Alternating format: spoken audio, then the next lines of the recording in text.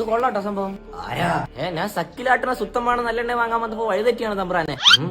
എന്തായാലും ഇവിടെ എത്തിയില്ലേ, ഇനി ശിഷ്ടകാലം തനിക്ക് ഇവിടെ കൂടാം. ഞാൻ പറയുമ്പോഴൊക്കെ 2 മുട്ട പൊരിച്ച് തന്നാ മതി. അത് പറ്റില്ല, എനിക്ക് ദുബായിൽ ഒട്ടകത്തിനെ കറി വെക്കാൻ പോണം. ഞാൻ പറഞ്ഞിട്ട് ഇതുവരെ ആരും കേൾക്കാതിരുന്നിട്ടില്ല. പറഞ്ഞു കൊടുക്കുക. ഇനി തറുതല പറയാൻ നിക്കണ്ട, നിനക്ക് ഇവിടെ കൂടാം.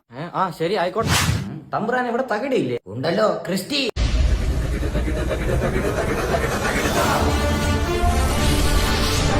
അപ്പൊ ഈ തകിടയല്ല, മറ്റേ കളിക്കുന്ന സാധനം. പകിടയാണ് ഞാൻ ഉദ്ദേശിച്ചത്, അതില്ലേ?